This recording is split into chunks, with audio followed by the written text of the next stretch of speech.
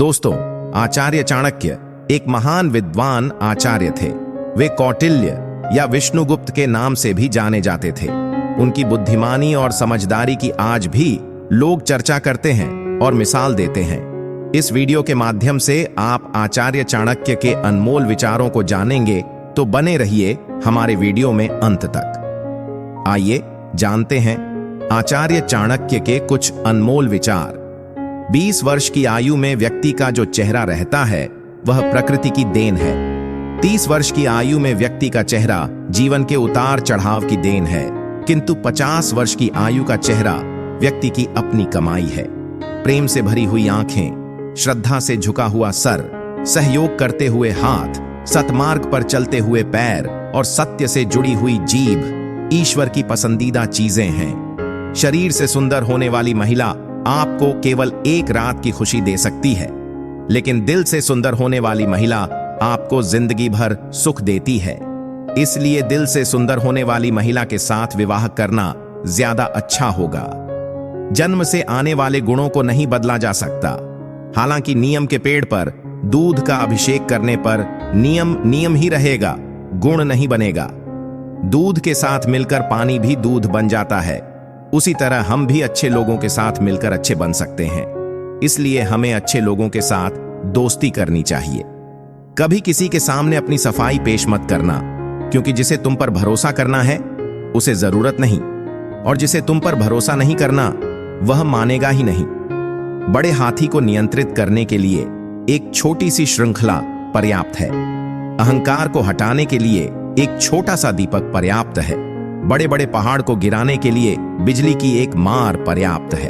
अतः आपका शरीर, आपका आकार और सौंदर्य महत्वपूर्ण नहीं है, केवल आपकी क्षमता और आत्मविश्वास महत्वपूर्ण है। एक कामगार को छुट्टी के वक्त परीक्षण करना चाहिए, दोस्तों को, रिश्तेदारों को संकट आने पर परीक्षण करना चाहिए, लेकिन पत्नी को घर में गरीबी आने पर परीक्षण करना चाहिए। बुरे दोस्त, बुरी पत्नी और बुरे ससुराल के साथ रहने से अकेले रहना अच्छा है, क्योंकि वे लोग जिंदगी को रोशन करने के बजाय बर्बाद करते हैं। आप लालची इंसान को धन देकर अपने वश में कर सकते हो, लेकिन अगर आपको एक अच्छे इंसान को वश में करना हो तो सत्य बोलना होगा। एक राजा की ताकत उसकी शक्तिशाली भुजाओं में होती है, ब्राह्मण की ताकत उसके आध्यात्मिक ज्ञान में, और एक औरत की ताकत उसकी खूबसूरती और मधुर वाणी में होती है। आग सिर में स्थापित करने पर भी जलती है, अर्थात दुष्ट व्यक्ति का कितना भी सम्मान कर लो वह सदा दुख ही देता है। गरीब धन की इच्छा करता है, पशु बोलने योग्य होने की। आदमी स्वर्ग की इच्छा करता है और धार्मिक लोग मोक्ष की। जो गुजर गया उसकी चिंता नहीं करनी चाहिए, ना ही भविष्य के बारे में चिंतित होना चाहिए। समझदार लोग केवल वर्तमान में ही जीते हैं। भाग्य के विपरीत होने पर अच्छा कर्म भी दुखदाई हो जाता है। यह मत सोचो कि प्यार और लगाव एक ही चीज है, दोनों एक दूसरे के दुश्मन हैं। यह लगाव ही है जो प्यार को खत्म कर देता है। दौलत, दोस्त, पत्नी और राज्य दोबारा हासिल किए जा सकते हैं, लेकिन यह शरीर दोबारा हासिल नहीं किया जा सकता। पृथ्वी सत्य पे टिकी है, यह सत्य की ही ताकत है जिससे सूर्य चमकता है और हवा बहती है। वास्तव में सभी चीजें सत्य पर ही टिकी हुई हैं। फूल की खुशबू हवा की दिशा में ही फैलती है, लेकिन एक व्यक्ति की अच्छाई चारों तरफ फैलती है। जिस आदमी से हमें काम लेना है उससे हमें वही बात करनी चाहिए जो उसे अच्छी लगे। जैसे एक शिकारी हिरण का शिकार करने से पहले मधुर आवाज में गाता है। व्यक्ति जो दूसरों के गुप्त दोषों के बारे में बात करता है वे अपने आप को जंगल में आवारा घूमने वाले सांपों की तरह बर्बाद कर लेते हैं। एक संतुलित मन के बराबर कोई तपस्या नहीं है, संतोष के बराबर कोई खुशी नहीं है, लोभ जैसी कोई बीमारी नहीं है और दया के जैसा कोई सदाचार नहीं है। सोने के साथ मिलकर चांदी भी सोने जैसी दिखाई पड़ती है, अर्थात सत्संग का प्रभाव मनुष्य पर अवश्य पड़ता है। जीवन का एक सत्य यह है कि मनुष्य को अपनी झूठी तारीफ सुनकर बर्बाद होना तो पसंद है, पर अपनी सच्ची आलोचना सुनकर संभलना नहीं। यदि तिरस्कार अपनों से ही बार बार मिले तब शब्दों का विवाद उचित नहीं, क्योंकि जो इंसान आपके महत्व को नहीं समझ पाया वह आपके शब्दों और भावनाओं को क्या समझेगा। हर दोस्ती के पीछे कुछ स्वार्थ होता है। बिना स्वार्थ के दोस्ती नहीं होती, यह एक कड़वा सच है। आजकल के लोग कड़वे सच की बजाय मीठे झूठ चुनते हैं। मनुष्य जन्म से नहीं बल्कि अपने कर्मों से महान होता है। इस दुनिया में केवल दो ही लोग आपके बारे में सच बताएंगे। पहला, आपका दुश्मन जो अपना आपा खो चुका है, और दूसरा, एक दोस्त जो आपको बहुत प्यार करता है। व्यक्ति को जरूरत से ज्यादा ईमानदार भी नहीं होना चाहिए। इस दुनिया में सीधे पेड़ पहले काटे जाते हैं और ईमानदार लोग पहले बेवकूफ बनते हैं। आज के जमाने का सबसे बड़ा गुरु मंत्र यही है कि आप अपने सीक्रेट्स किसी के साथ शेयर मत करो। यह आपको नष्ट कर सकता है। हम उम्र से नहीं बल्कि ठोकर और नुकसान से परिपक्व होते हैं। एक बेवकूफ व्यक्ति के लिए किताबें उतनी ही उपयोगी हैं जितना एक अंधे व्यक्ति के लिए आईना। भले ही सांप जहरीला ना हो, फिर भी उसे विषैला होने का नाटक करना चाहिए। इंसान की समझ बस इतनी है कि उसे जानवर कहो तो वह नाराज हो जाता है और शेर कहो तो खुश हो जाता है। जो इंसान सबके बारे में सोचता है, अक्सर उसी के बारे में कोई सोचने वाला नहीं होता। जिस तरह नाखून बढ़ जाने पर हम नाखून काटते हैं, उंगलियां नहीं, उसी तरह रिश्तों में दूरियां आ जाएं तो दूरियों को मिटाना चाहिए, रिश्तों को नहीं। सत्य को हम जानना तो चाहते हैं पर जीना नहीं, क्योंकि जानना आसान होता है पर जीना मुश्किल। दुनिया में कुछ लोग ऐसे भी होते हैं जो अकड़ नहीं छोड़ सकते पर रिश्ता तोड़ सकते हैं। ऐसे लोगों से बचकर ही रहें। जब मतलब ना हो तो लोग बोलना तो दूर, आपकी तरफ देखना भी छोड़ देते हैं। भाग्य बदल जाता है जब इरादे मजबूत हो, वरना जीवन बीत जाता है किस्मत को दोष देते देते। हमारी सबसे अच्छी मित्र हमारी शिक्षा है। एक शिक्षित व्यक्ति का हर जगह सम्मान होता है। इस दुनिया में चापलूसी करने से आसान और सच बोलने से कठिन कुछ भी नहीं। अपने बारे में सच्चाई की खोज करने में पूरी उम्र लग जाती है, कहीं उनका भ्रम ना टूट जाए। इसलिए कई लोग सच सुनना ही नहीं चाहते। सच्चाई से की हुई कमाई सुख देती है और छल कपट से की हुई कमाई केवल दुख ही कर सकती है। अगर हाथ मिले और दिल ना मिले तो हमेशा नुकसान ही होगा। कितना अजीब है ना, इस दुनिया में लोग नफरत खुलकर करते हैं और प्यार छुपकर करते हैं। इंसान का असली रूप तभी दिखाई देता है जब वह नशे में होता है। फिर नशा चाहे शराब का हो, रूप का हो या फिर रुतबे का। तारीफों के पुल के नीचे अब मतलब की नदी बहती है। अब अपनी फिक्र करना अच्छा सा लगता है, कदर ही गंवाई लोगों का अच्छा करते करते। जिंदगी में एक बात तय है कि तय कुछ भी नहीं। जिस रिश्ते को आप दुनिया के सामने जाहिर नहीं कर सकते तो उस रिश्ते को तोड़ देना चाहिए, क्योंकि एक ना एक दिन वह रिश्ता आपको बर्बाद कर देगा। जिंदगी में तूफान आने के बाद पता चलता है कि कौन आपका हाथ पकड़ सकता है और कौन आपका हाथ छोड़ता है। जिंदगी का सबसे कड़वा सच यह है कि अच्छी चीजें आसानी से नहीं मिलती। हम चाहते हैं कि लोग अच्छा करें, पर हमारे से ज्यादा नहीं। परेशानियों के बारे में दूसरों को बताने का कोई फायदा नहीं। 20% के पास टाइम नहीं है और बाकी इस बात से खुश होंगे। आपका जीवन आपकी जिम्मेदारी है, आपको बचाने कोई नहीं आएगा। अपने आप को बचाना सीखना होगा। कई बार मौत इंतजार नहीं करती, बस आ ही जाती है। आपको ना बोलना सीखना होगा। हमेशा हाँ कहना आपको बेवकूफ बना देगा। असफल होने पर लोग आपको ज्यादा नोटिस करते हैं। एक ना दिन कोई ना कोई आपका आखिरी बार नाम लेगा। कभी कभी जो व्यक्ति आपके लिए बहुत मायने रखता है, उसके लिए आप कुछ भी नहीं होते। फर्क नहीं पड़ता है कि आप क्या करते हैं, कुछ लोग बिना मतलब के भी आपसे नफरत करेंगे।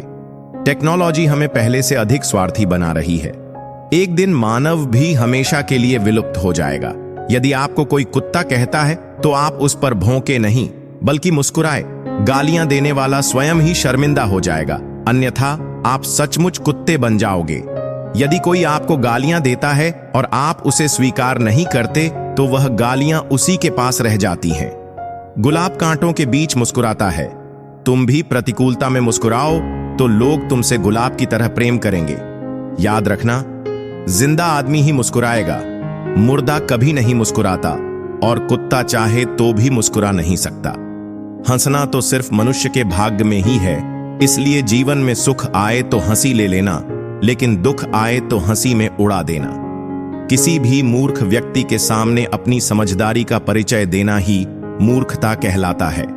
जिंदगी में उस चीज की अहमियत किसी को समझ नहीं आती जो उसके पास पहले से ही हो।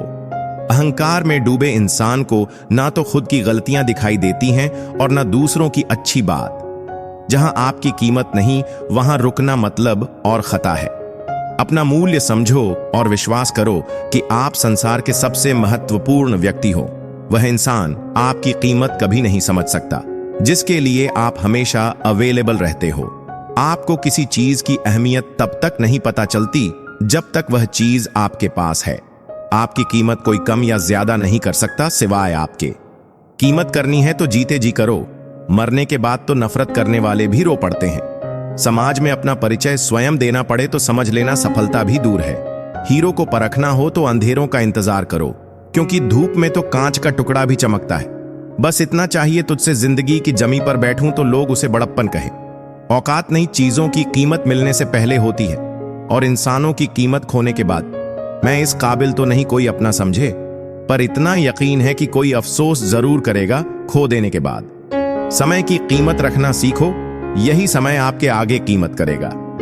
हर इंसान को हर चीज की कीमत पता है, लेकिन उस चीज की अहमियत नहीं। नए लोगों के आने से पुराने की वैल्यू कम ना करना, क्योंकि हीरा चाहे कितना भी पुराना हो, चमक नहीं छोड़ता। हर वक्त पैसे की अहमियत को समझना चाहिए, वरना बुरे वक्त में पैसा अपनी अहमियत समझा देता है। किसी की इतनी भी केयर और वैल्यू मत करो कि उसे तुम्हारी कीमती वक्त की कदर ही ना रहे। जब हम किसी की ज्यादा केयर कर लेते हैं, तब उनके सामने हमारी कुछ वैल्यू ही नहीं रहती। जैसे आप किसी के लिए और अधिक सुलभ होते चले जाते हैं, आप अपना महत्व खोते चले जाते हैं। अपना मूल्य समझो और विश्वास करो कि आप संसार के सबसे महत्वपूर्ण व्यक्ति हो। कालचक्र में इतनी शक्ति होती है कि वह राजा को रंग और रंग को राजा बना देता है।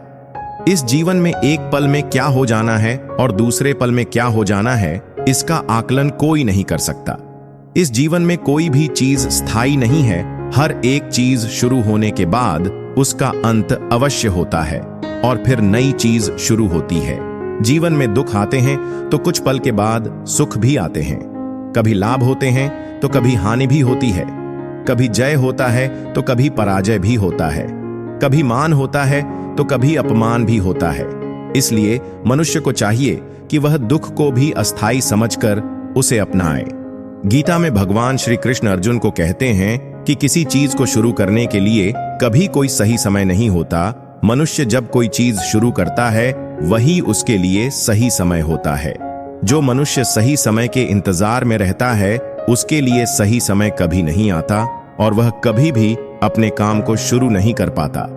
ऐसे मनुष्य जीवन भर सही समय का इंतजार करते ही रह जाते हैं और कभी सफलता प्राप्त नहीं कर पाते। इसलिए मनुष्य को चाहिए कि सही समय की प्रतीक्षा करने के बजाय वह अभी से ही काम को शुरू करे। बीते कल और आने वाले कल की चिंता करना व्यर्थ है, क्योंकि ना बीते हुए कल को बदला जा सकता है और ना आने वाले कल को देखा जा सकता है। मानव को वर्तमान का आनंद लेना चाहिए। भूतकाल में बीते घटनाओं को सोचकर एवं आने वाले कल की चिंता करके मनुष्य वर्तमान के सभी पलों को व्यर्थ गुजार देता है। जो हो गया सो हो गया और जो होगा उसे टाला नहीं जा सकता। इस सत्य को अपनाकर मनुष्य को वर्तमान के हर एक पल का आनंद उठाना चाहिए। हर व्यक्ति दुनिया को अपने अपने नजरिए से देखता है। जिसकी जैसी नजर, यह दुनिया उसके लिए उसी तरह है। दुनिया को बदलने से पहले खुद के नजरिया को बदलना जरूरी होता है। जिस दिन आपका नजरिया अच्छा हो जाएगा, यह दुनिया भी आपको बहुत अच्छी लगेगी। व्यक्तित्व का बहुत अहम हिस्सा होता है। यही हमारे जीवन यात्रा की दिशा तय करता है। नजरिया सकारात्मक और नकारात्मक दोनों हो सकता है।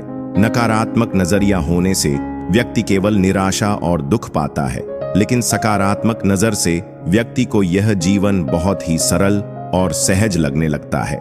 क्रोध मानव के विनाश का कारण होता है, क्योंकि क्रोध से भ्रम पैदा होता है और भ्रम से बुद्धि विचलित हो जाती है। क्रोध में मानव को कुछ भी आभास नहीं रहता है। क्रोध में मानव अपनों के प्रति भी गलत शब्द का प्रयोग करता है। गलत शब्द व्यक्ति को दिल से चोट पहुंचाता है, जो घाव कभी मिट नहीं पाता। क्रोध में मानव कभी भी सही निर्णय नहीं ले पाता और क्रोध में ली गई निर्णय हमेशा ही दुखदायी होती है। क्रोध में व्यक्ति की आंखें बंद हो जाती हैं और उसका मुंह खुल जाता है।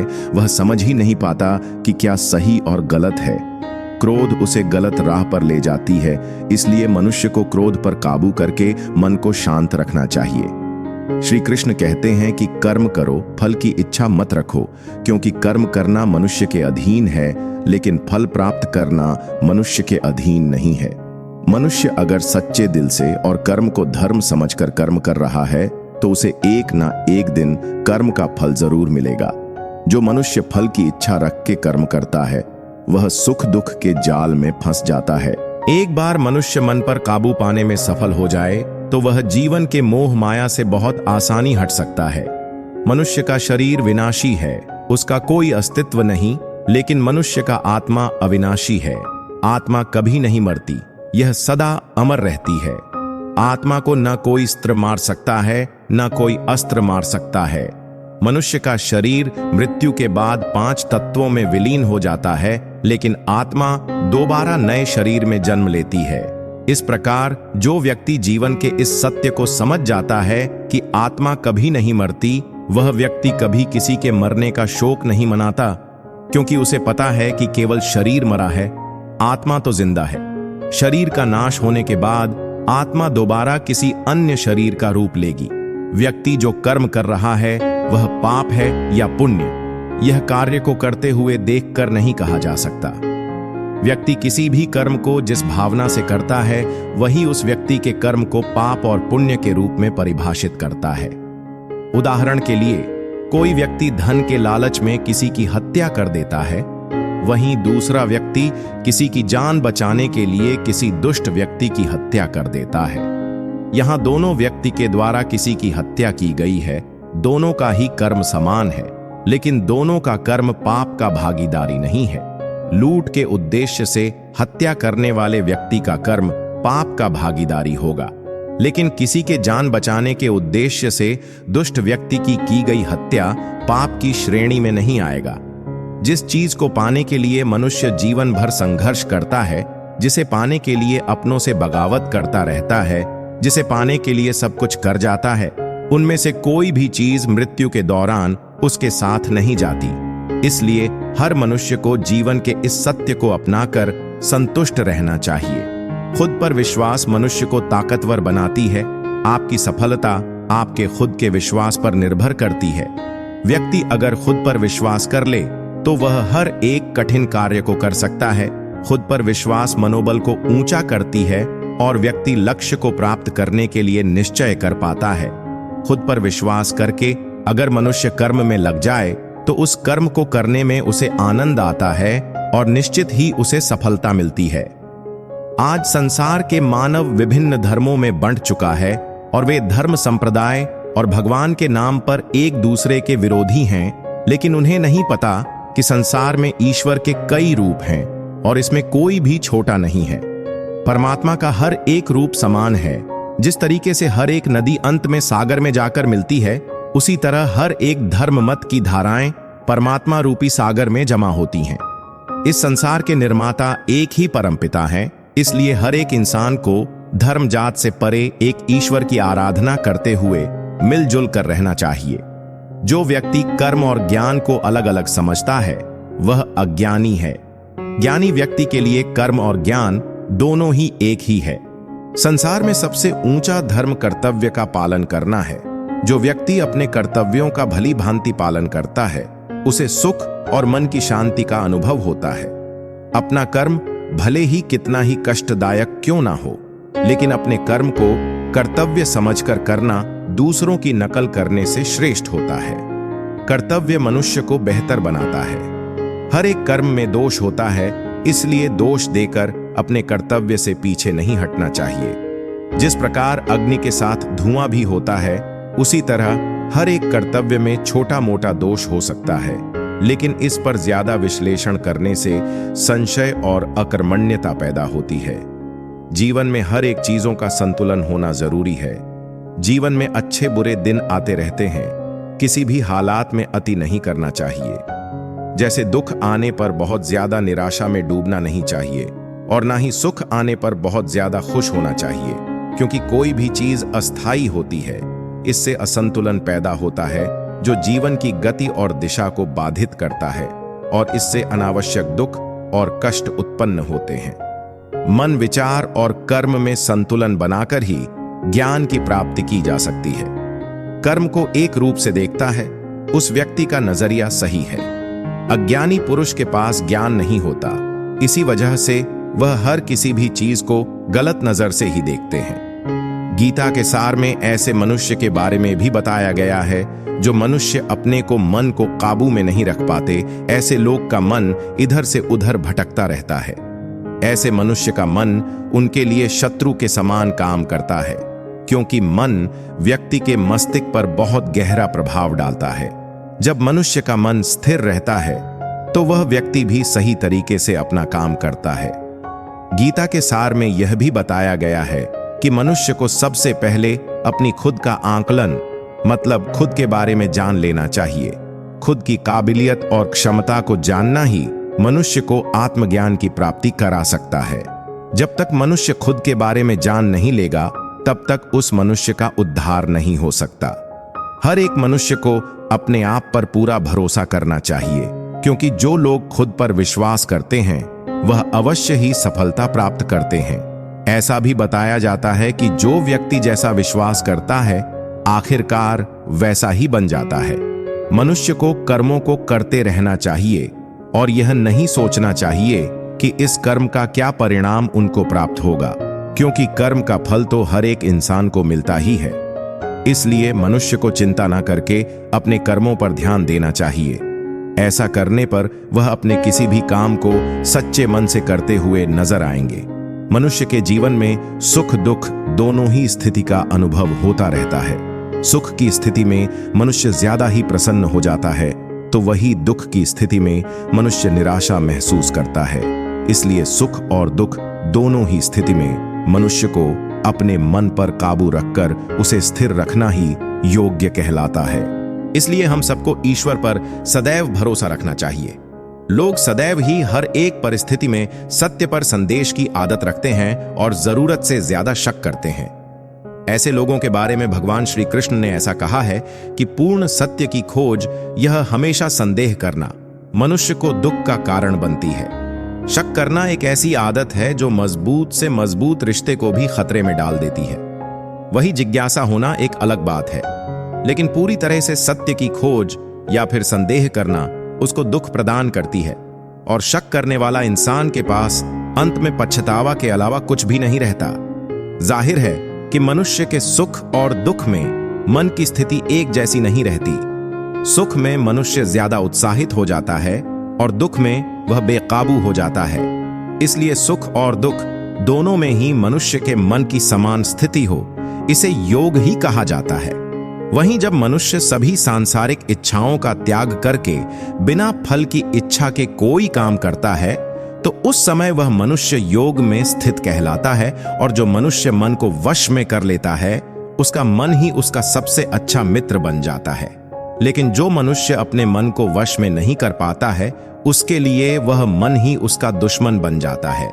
वही जो मनुष्य अपने अशांत मन को वश में कर लेते हैं, उनको परमात्मा की प्राप्ति होती है। और जिस मनुष्य को ज्ञान की प्राप्ति हो जाती है, उसके लिए सुख दुख, सर्दी गर्मी और मान अपमान सब एक समान हो जाते हैं। ऐसा मनुष्य स्थिर चित्त और इंद्रियों को वश में करके ज्ञान द्वारा परमात्मा को प्राप्त करके हमेशा संतुष्ट रहता है। गीता सार के इस उपदेश को अगर कोई भी व्यक्ति अपने जीवन में पालन करे, तो निश्चय ही वह एक सफल व्यक्ति बन सकता है। जो लोग पूरे विश्वास के साथ अपने लक्ष्य को पाने का प्रयास करते हैं, वह निश्चय ही अपने लक्ष्य को पा लेते हैं। लेकिन मनुष्य को अपने लक्ष्य को हासिल करने के लिए लगातार चिंतन करते रहना चाहिए। मनुष्य को तनाव से दूर रहना चाहिए, क्योंकि तनाव इंसान को सफल होने से रोकता है। अपने काम को पहले प्राथमिकता दें और पहले अपने काम को पूरा करने की कोशिश करें, तभी दूसरे का काम करें। क्योंकि जो लोग पहले अपने काम को नहीं करते और दूसरे का काम करते रहते हैं, वे लोग अक्सर परेशान रहते हैं। श्रीमद् भगवद गीता में भगवान श्री कृष्ण कहते हैं कि सब एक ही भगवान की विभूतियां हैं। आपको बता दें कि इंसान का स्वार्थ उसे अन्य लोगों से दूर ले जाकर नकारात्मक हालातों की तरफ धकेल होता है, जिसके चलते व्यक्ति अकेला रह जाता है। वहीं गीता में यह भी कहा गया है कि स्वार्थ शीशे में फैली धूल की तरह है, जिसकी वजह से व्यक्ति अपना प्रतिबिंब ही नहीं देख पाता। वहीं अगर आप चाहते हैं कि आप भी अपना जीवन खुशीपूर्वक व्यतीत करें, तो इसके लिए यह जरूरी है कि आप अपने स्वार्थ को कभी अपने पास नहीं आने दें, क्योंकि स्वार्थी मनुष्य दोस्ती भी सिर्फ अपना स्वार्थ निकालने के लिए करते हैं। आपने अक्सर यह सुना होगा कि जिसका कोई नहीं होता उसका भगवान होता है। गीता सार में भी यह कहा भी गया है कि ईश्वर हमेशा मनुष्यों का साथ देता है।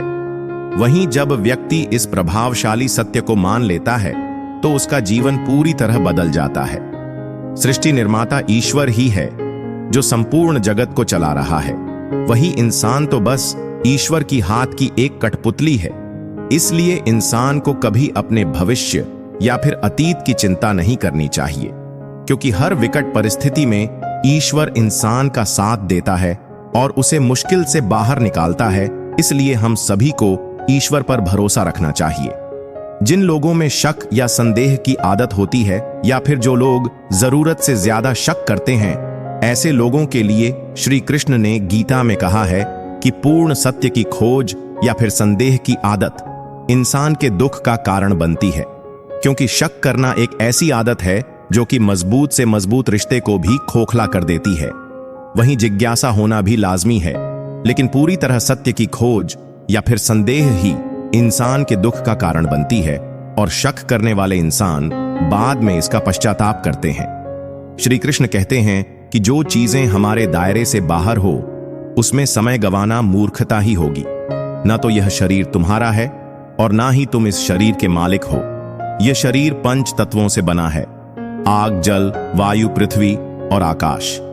एक दिन यह शरीर इन्हीं पंच तत्वों में विलीन हो जाएगा।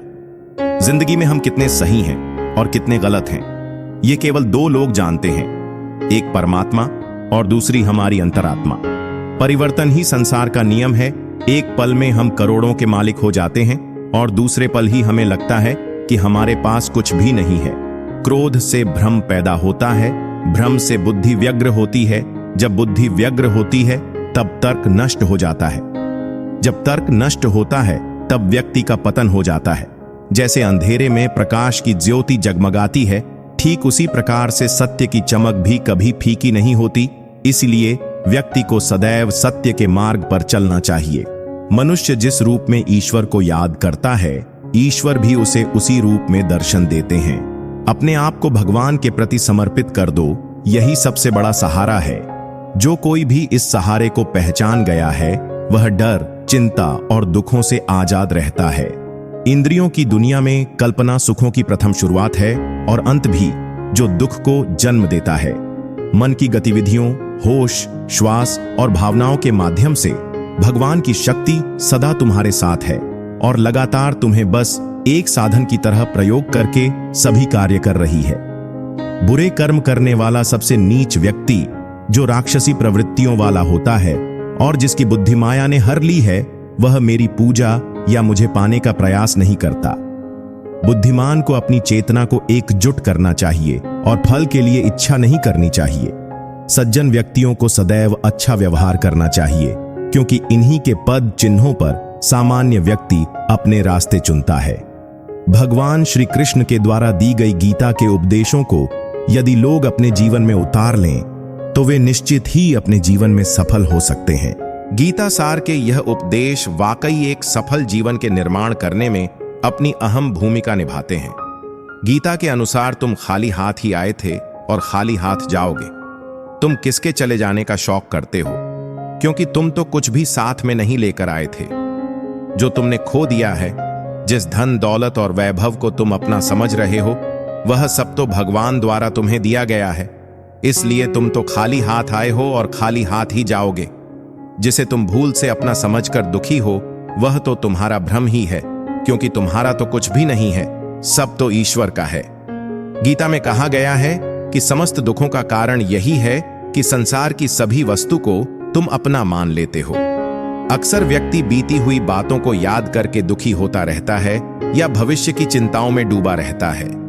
यह चिंता उसे अंदर ही अंदर परेशान करती रहती है, क्योंकि कहा जाता है चिंता चिता के समान होती है। इस चिंता की कोई दवा भी नहीं है।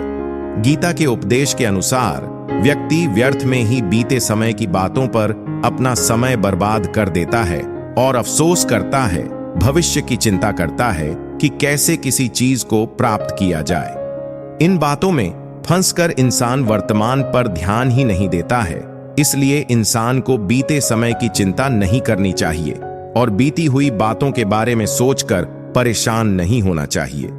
हमें केवल वर्तमान को अच्छा बनाने के बारे में सोचना चाहिए, जिससे हमारा भूत और भविष्य खुद ही ठीक हो जाएगा। यह मानना चाहिए कि जो हो चुका है, जो हो रहा है और जो होने वाला है, सब अच्छा ही अच्छा होगा। जो लोग अच्छे होते हैं और अच्छे कार्य करते हैं, ईश्वर को उनकी जिम्मेदारियों और रक्षा की जिम्मेदारी स्वयं लेनी पड़ती है। मतलब अच्छे व्यक्तियों की रक्षा के लिए ईश्वर अवतार लेते हैं। इसलिए सभी इंसानों को अच्छाई के रास्ते पर चलते हुए जीवन व्यतीत करना चाहिए। श्री कृष्ण जी कहते हैं कि धर्म की स्थापना के लिए, अर्थात अच्छे लोगों के कल्याण के लिए और दुष्ट लोगों के विनाश के लिए मैं हर युग में समय समय पर जन्म लेता हूं। कहने का तात्पर्य है, भगवान अपने भक्तों की रक्षा के लिए हर युग में जन्म लेते हैं और दुष्ट व्यक्तियों का विनाश करते हैं, यानी सृष्टि की रक्षा करते हैं। यह माना जाता है कि मनुष्य की सबसे बड़ी समस्या उसकी इच्छाओं से शुरू होती है, जिससे उसकी इच्छाएं बढ़ने लगती हैं। वैसे वैसे मनुष्य के जीवन में कठिनाइयां आने लगती हैं। इसलिए जरूरी है कि हम अपनी इच्छाओं के ऊपर काबू रखें। एक पल में ही आप राजा बन सकते हैं या फकीर। पृथ्वी भी स्थिर नहीं है, यह भी घूमती रहती है। दिन खत्म होने के बाद रात आती है। बहुत गर्मी के बाद एक सुखद मानसून आता है। यह बातें इस कथन की पुष्टि करती हैं कि परिवर्तनशील संसार का नियम है। इसलिए उन बातों और वस्तुओं के लिए दुखी होने की आवश्यकता नहीं है जो निश्चित नहीं है। परिवर्तन स्वीकार करना आपको हर कठिन परिस्थिति में खुश रहने की शक्ति देता है। मनुष्य को सफलता पाने के लिए लक्ष्य निर्धारण करने से हमें एक निश्चित दिशा और निरंतर कार्य करने का हौसला मिल जाता है। आचार्य चाणक्य की पुस्तक चाणक्य नीति में चरित्रहीन स्त्रियों की पहचान बताई गई है और इसमें यह भी बताया गया है कि चरित्रहीन महिलाओं की पहचान उनके शरीर के अंगों को देखकर कैसे की जा सकती है। दोस्तों, हम यहाँ किसी भी तरह से स्त्री को शुभ या अशुभ की श्रेणी में विभाजित नहीं करना चाहते और ना ही हम ऐसा कोई प्रयास कर रहे हैं जिससे स्त्री के सम्मान को ठेस पहुंचे। हमारे द्वारा दी गई जानकारी चाणक्य नीति और अन्य पुस्तकों एवं ग्रंथों पर आधारित है।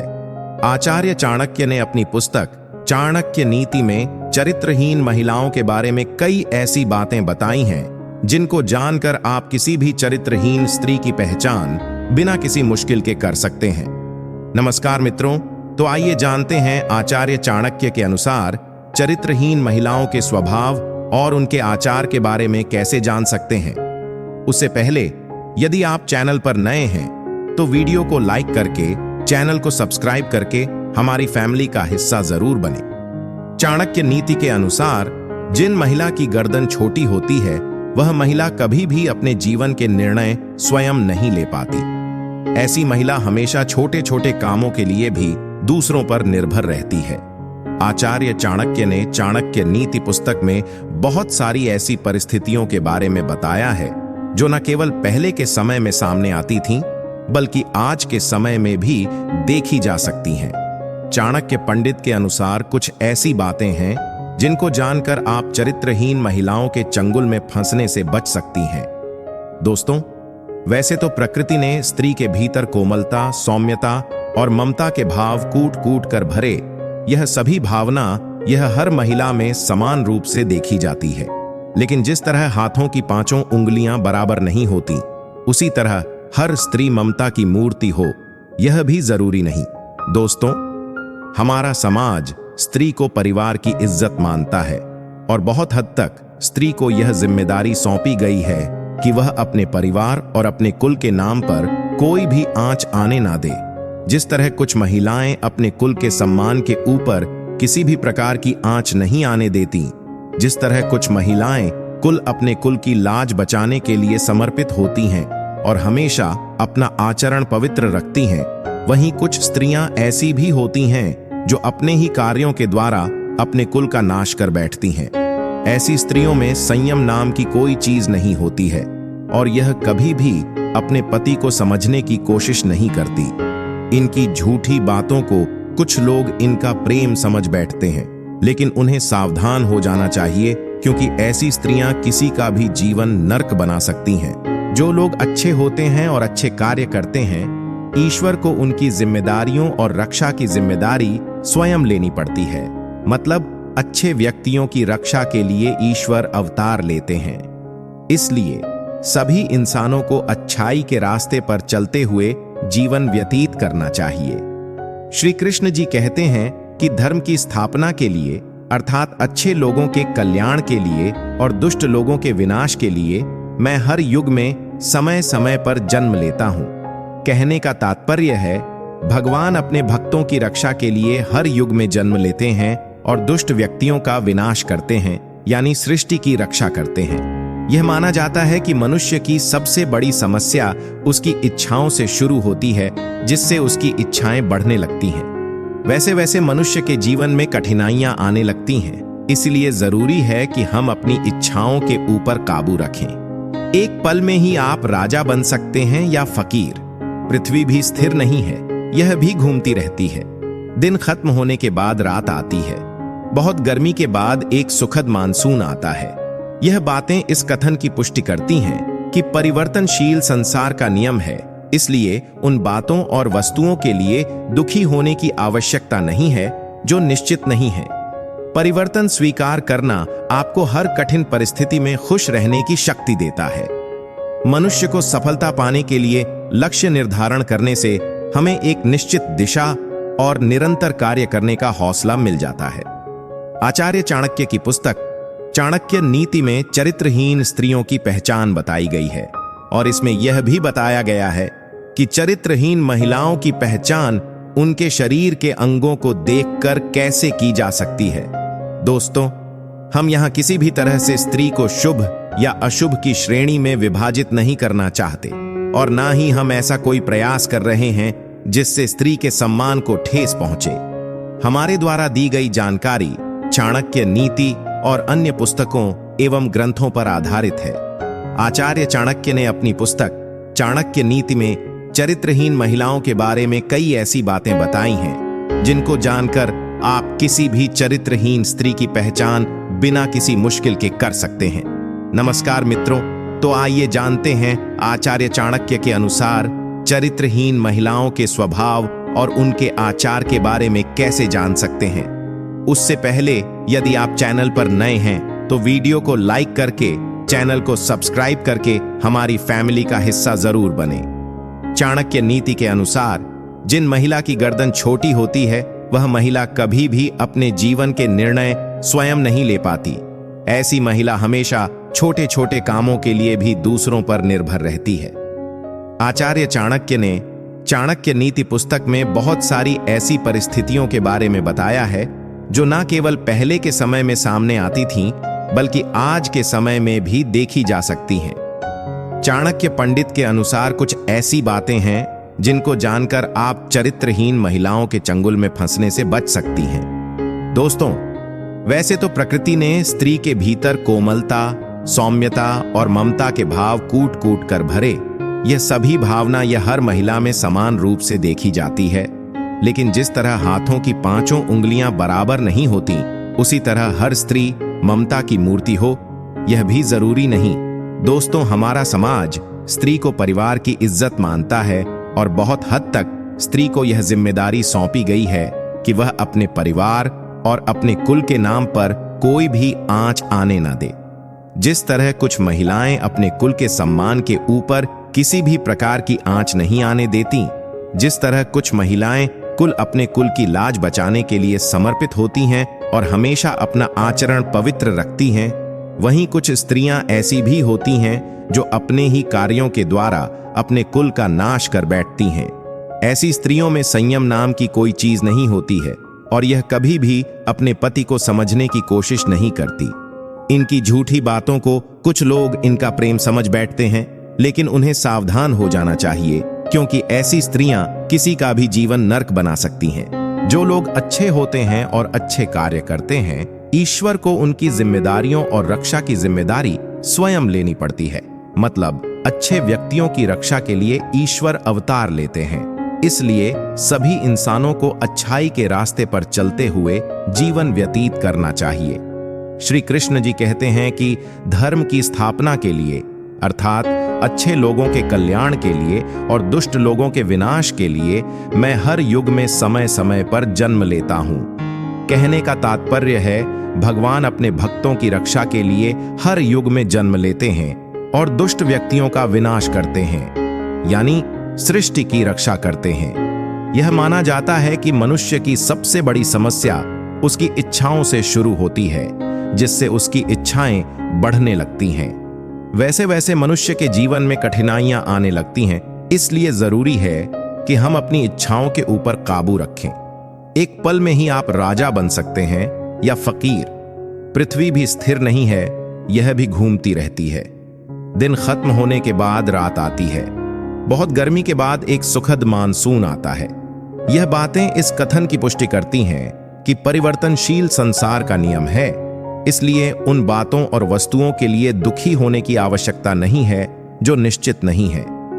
परिवर्तन स्वीकार करना आपको हर कठिन परिस्थिति में खुश रहने की शक्ति देता है। मनुष्य को सफलता पाने के लिए लक्ष्य निर्धारण करने से हमें एक निश्चित दिशा और निरंतर कार्य करने का हौसला मिल जाता है।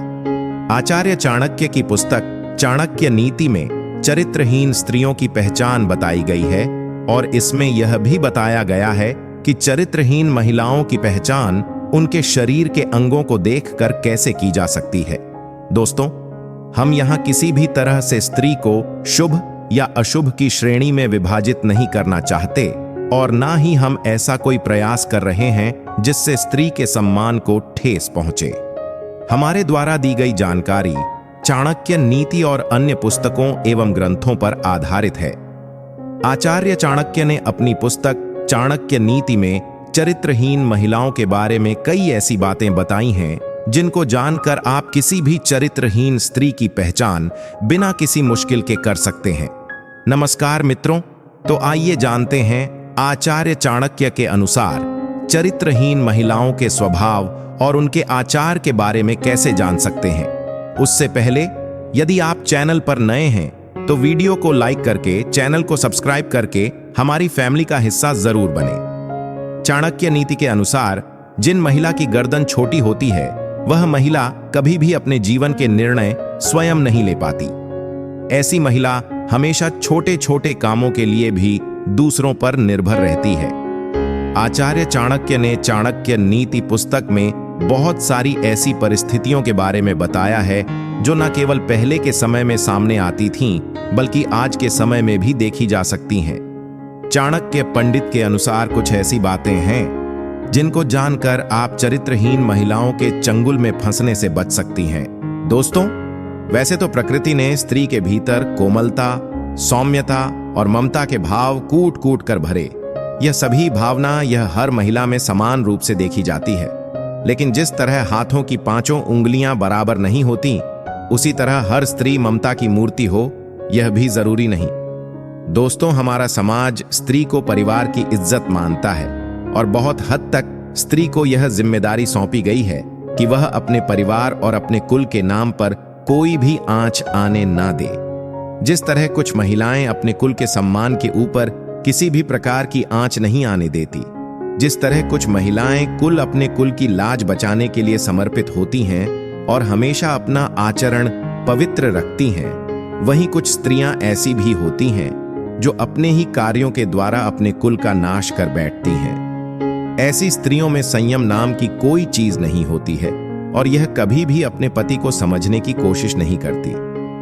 इनकी झूठी बातों को कुछ लोग इनका प्रेम समझ बैठते हैं, लेकिन उन्हें सावधान हो जाना चाहिए, क्योंकि ऐसी स्त्रियां किसी का भी जीवन नर्क बना सकती हैं। इसी तरह कुछ पुरुष भी ऐसे होते हैं और स्त्रियों को भी उनसे बचकर रहना चाहिए। अगर किसी महिला का पेट मटके के आकार का है तो उसके दरिद्र होने के आसार होते हैं, लेकिन ऐसा होना निश्चित नहीं है। लेकिन शास्त्रों के अनुसार इस तरह की महिलाएं खराब किस्मत वाली होती हैं। दोस्तों, स्त्री के चेहरे और उसके शरीर में कुछ ऐसे लक्षण होते हैं जो उनके भाग्य और चरित्र के बारे में बताते हैं। जो औरतें अपने हाव भाव से पुरुषों को प्रभावित या आकर्षित करने का प्रयास करती हैं, उन्हें चरित्रहीन समझा जाता है।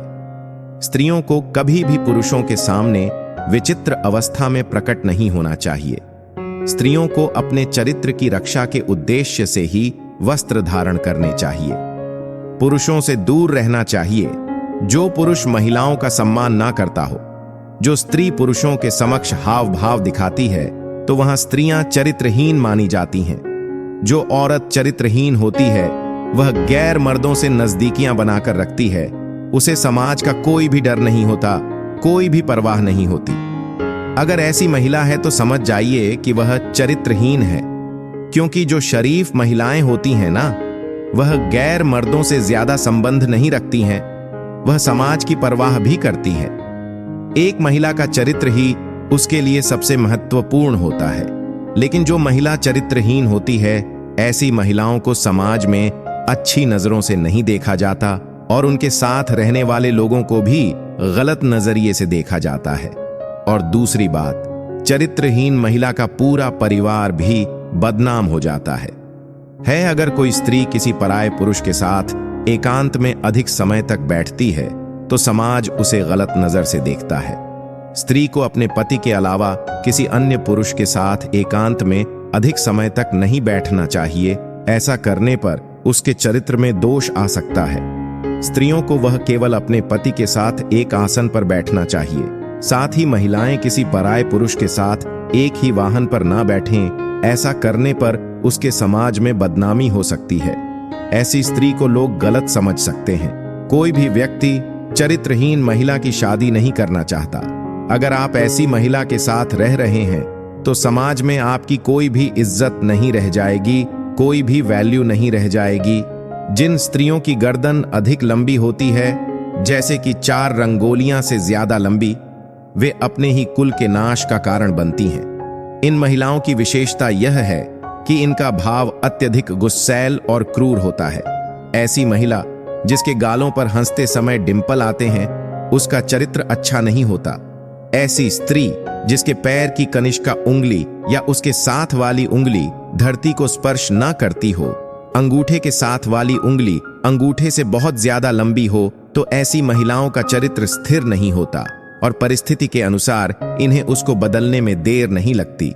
ऐसी स्त्रियों को दुर्भाग्यशाली माना जाता है और इस तरह की महिलाओं की पहचान कर पाना बिल्कुल भी सरल नहीं है, जब तक कि इनसे धोखा ना मिले। लेकिन भारत की प्रसिद्ध पुस्तक चाणक्य नीति के अनुसार कई ऐसे तरीके हैं जिनसे स्त्री के चेहरे को देखकर उसके स्वभाव का पता लगाया जा सकता है। चाणक्य नीति के अनुसार जो महिलाएं अपनी वाणी पर नियंत्रण नहीं रख पाती हैं, वह अपने रिश्तों का सर्वनाश कर देती हैं। ऐसी स्त्रियां इसी श्रेणी में आती हैं। स्त्रियों में सुनने की क्षमता बिल्कुल नहीं होती, यह तुरंत जवाब दे देती हैं। इसलिए इस तरह की स्त्रियां घर में कलह मचाती हैं। जो स्त्री सदैव धन के पीछे भागे और उसके अलावा अन्य किसी बात पर ध्यान ना दे, तो पुरुष को समझ जाना चाहिए कि यह स्त्री लालची है और उससे सावधान हो जाना चाहिए। चाणक्य नीति के अनुसार ऐसी कई तरीके हैं जिससे महिलाओं के भाव तथा बोलने के रहस्य से उनके आचार के बारे में पता लगाया जा सकता है। जो महिलाएं तिरछी आंखों वाली होती हैं, उनके बारे में बताया है कि यह महिलाएं दिल और दिमाग के बीच संतुलन बनाए रखने में असमर्थ होती है। दोस्तों, ऐसी महिलाएं अत्यधिक क्रोधी स्वभाव की होती हैं और उन पर नियंत्रण स्थापित कर पाना बहुत कठिन होता है और इनके चरित्र पर कभी भी विश्वास नहीं किया जा सकता। दोस्तों, आगे बताया गया है, जिन महिलाओं के पैर का पिछला भाग काफी मोटा हो और उठा हो, ऐसी महिलाएं घर के लिए शुभ नहीं होती। इसके उल्टा, अगर पांव का यह भाग मांस रहित हो या चर्बी से रहित हो, तो इस तरह की महिलाएं जीवन में विभिन्न प्रकार के कष्टों को आते जाते देखती हैं। जिन महिलाओं की आंखें पीली और छोटी होती हैं, ऐसी महिलाओं का स्वभाव बहुत बुरा होता है। ऐसी महिलाएं जिनकी आंखें चंचल और स्लेटी रंग की होती हैं, वे उत्तम मानी गई। हाथों की नसों में उबार, हथेली के आकार में अंतर हो तो ऐसी स्त्रियां आजीवन सुख और धन से विहीन रह जाती हैं। जिससे स्त्री की हथेली पर कोई ऐसा चिन्ह हो जो किसी मांस भक्षी पक्षी या पशु जैसे कोयल, उल्लू, भेदिया आदि की तरह दिखती हो, तो ऐसी स्त्रियां दूसरे के दुख का कारण बनती हैं। ऐसी स्त्रियां जिनके कानों में बहुत बाल होते हैं और उनका आकार आसमान होता है, तो ऐसी स्त्रियां घर में क्लेश की वजह बनती हैं। दांतों का काला होना भी स्त्री के दुर्भाग्य की निशानी है। जिन महिलाओं के होठों के ऊपर वाले भाग में अधिक बाल होते हैं, जिनका कद बहुत लंबा होता है, वह स्त्रियां स्वयं के पति के लिए ही हानिकारक साबित होती हैं। जो महिलाएं धन से अत्यधिक प्रेम करती हैं और सिर्फ धन की पीछे ही रिश्तों का निर्वाह करती हैं, उनसे दूर रहने की सलाह आचार्य चाणक्य द्वारा दी गई है। इस प्रकार की स्त्रियों की रुचि हमेशा से ही भौतिक सुख प्राप्त करने में होती है और इसके लिए यह किसी को भी धोखा दे सकती है। इसलिए इस तरह की स्त्रियों से दूर रहने में ही भलाई है। जिन स्त्रियों के होंठ के ऊपरी भाग में अपेक्षाकृत ज्यादा बाल होते हैं, जिनका तन काफी लंबा होता है, ऐसी स्त्रियां अपने पति के लिए अशुभ मानी जाती हैं। जिन स्त्रियों के कानों में बहुत मात्रा में बाल होते हैं, वह हमेशा कलह करने वाली होती हैं और घर में हमेशा कलह मचाए रखती हैं। इनके साथ रहने वालों को हमेशा ही दुख और परेशानी घेरे हुए रहती है। इसके अलावा काले मसूढ़े वाली स्त्रियों को भी अशुभ माना जाता है। मित्रों, यहां पर एक बात स्पष्ट कर दें कि बाहरी का मतलब भीतरी सुंदरता बिल्कुल भी नहीं होता है। ऐसी स्त्रियां हद से ज्यादा चालाक होती हैं और इनके हृदय में कुछ और रहता है, जबकि जुबान पर कुछ और रहता है, अर्थात इनका चरित्र दोहरा होता है। इसका मतलब है कि इनका चरित्र कुछ ठीक नहीं होता और इस तरह की महिलाओं को किसी दूसरे पुरुष से संबंध बनाने में तनिक भी देरी नहीं लगती। ऐसी महिलाएं जिनका ललाट यानी माथा लंबा होता है, वह अपने देवर के लिए अशुभ होती हैं। जिन महिलाओं का पेट लंबा होता है, वे अपने ससुर, और जिन स्त्रियों के कमर का निचला हिस्सा अधिक मोटा होता है, वह अपने पति के लिए दुर्भाग्य लेकर आती है। पर पुरुष के साथ संबंध बनाना इनकी आदत में शुमार होता है और यह स्वभाव से काफी अस्वच्छ प्रकृति की होती है। ऐसी स्त्रियां बहुत ही शातिर तरीके से अपना काम निकलवाती हैं। ऐसी स्त्रियों के पास कई पुरुष प्रेमी होते हैं और सबको यह अपने सौंदर्य और मीठी लुभावनी बातों में उलझा रखती हैं। इसके अलावा कलह करने वाली स्त्रियां जो छोटी छोटी बातों पर कलह करती हैं, उनसे बचकर रहना चाहिए। आगे दोस्तों बताया गया है कि किसी स्त्री का पेट अगर घड़े की तरह होता है, तो वह महिला ताउम्र गरीबी और दरिद्रता के हालातों से गुजरती है। पेट का अधिक लंबा होना भी सौभाग्य से वंचित रहने का इशारा है। दोस्तों, आप हमारे इस बात से सहमत हैं या नहीं, नीचे कमेंट बॉक्स में जरूर बताएं और ऐसे ही जानकारी के लिए आप हमारे चैनल को सब्सक्राइब जरूर करें। तो आज के लिए इतना ही, फिर मिलेंगे नई जानकारी के साथ। तब तक के लिए खुश रहना। धन्यवाद। तारीफों के पुल के नीचे अब मतलब की नदी बहती है। अब अपनी फिक्र करना अच्छा सा लगता है, कदर ही गंवाई लोगों का अच्छा करते करते। जिंदगी में एक बात तय है कि तय कुछ भी नहीं। जिस रिश्ते को आप दुनिया के सामने जाहिर नहीं कर सकते, तो उस रिश्ते को तोड़ देना चाहिए, क्योंकि एक ना एक दिन वह रिश्ता आपको बर्बाद कर देगा। जिंदगी में तूफान आने के बाद पता चलता है कि कौन आपका हाथ पकड़ सकता है और कौन आपका हाथ छोड़ता है। जिंदगी का सबसे कड़वा सच यह है कि अच्छी चीजें आसानी से नहीं मिलती। हम चाहते हैं कि लोग अच्छा करें, पर हमारे से ज्यादा नहीं। परेशानियों के बारे में दूसरों को बताने का कोई फायदा नहीं। 20% के पास टाइम नहीं है और बाकी इस बात से खुश होंगे। आपका जीवन आपकी जिम्मेदारी है, आपको बचाने कोई नहीं आएगा। अपने आप को बचाना सीखना होगा। कई बार मौत इंतजार नहीं करती, बस आ ही जाती है।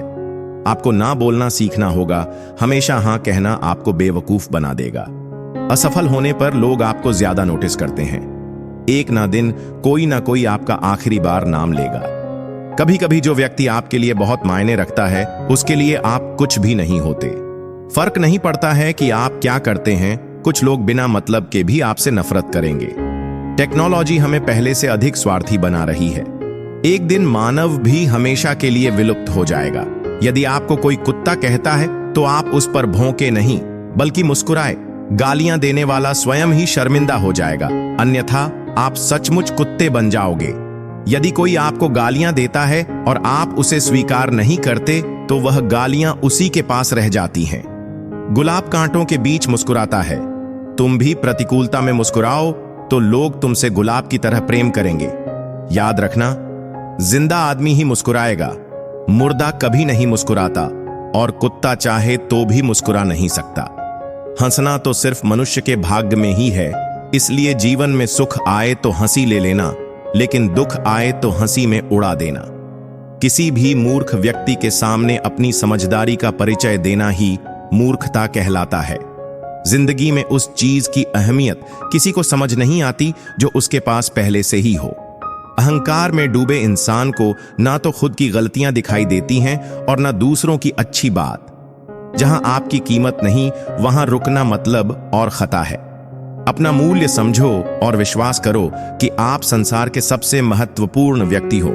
वह इंसान आपकी कीमत कभी नहीं समझ सकता जिसके लिए आप हमेशा अवेलेबल रहते हो। आपको किसी चीज की अहमियत तब तक नहीं पता चलती जब तक वह चीज आपके पास है। आपकी कीमत कोई कम या ज्यादा नहीं कर सकता सिवाय आपके।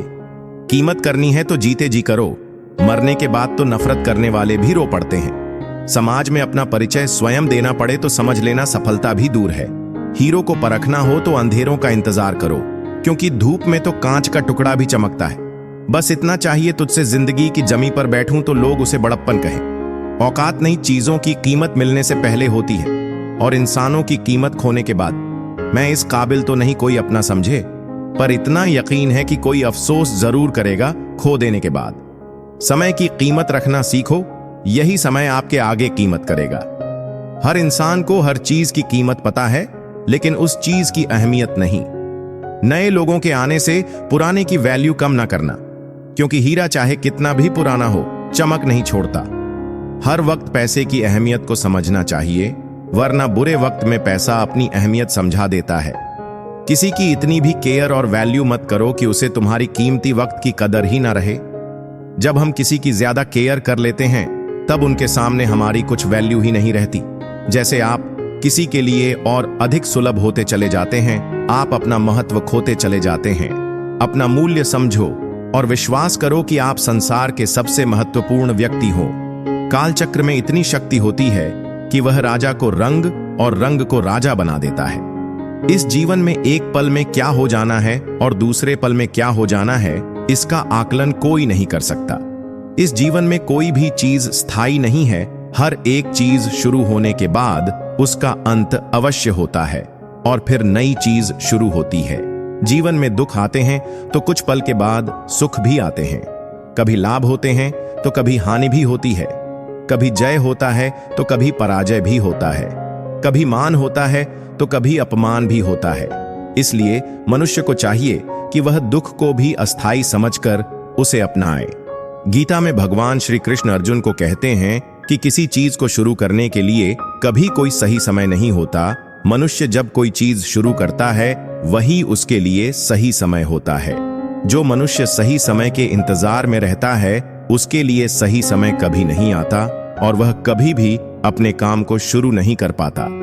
ऐसे मनुष्य जीवन भर सही समय का इंतजार करते ही रह जाते हैं और कभी सफलता प्राप्त नहीं कर पाते। इसलिए मनुष्य को चाहिए कि सही समय की प्रतीक्षा करने के बजाय वह अभी से ही काम को शुरू करे। बीते कल और आने वाले कल की चिंता करना व्यर्थ है, क्योंकि ना बीते हुए कल को बदला जा सकता है और ना आने वाले कल को देखा जा सकता है।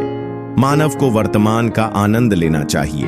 भूतकाल में बीते घटनाओं को सोचकर एवं आने वाले कल की चिंता करके मनुष्य वर्तमान के सभी पलों को व्यर्थ गुजार देता है। जो हो गया सो हो गया और जो होगा उसे टाला नहीं जा सकता।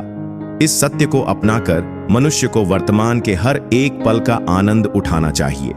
हर व्यक्ति दुनिया को अपने अपने नजरिए से देखता है। जिसकी जैसी नजर, यह दुनिया उसके लिए उसी तरह है।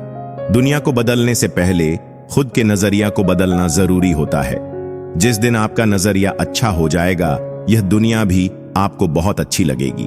व्यक्तित्व का बहुत अहम हिस्सा होता है, यही हमारे जीवन यात्रा की दिशा तय करता है। नजरिया सकारात्मक और नकारात्मक दोनों हो सकता है। नकारात्मक नजरिया होने से व्यक्ति केवल निराशा और दुख पाता है, लेकिन सकारात्मक नजर से व्यक्ति को यह जीवन बहुत ही सरल और सहज लगने लगता है।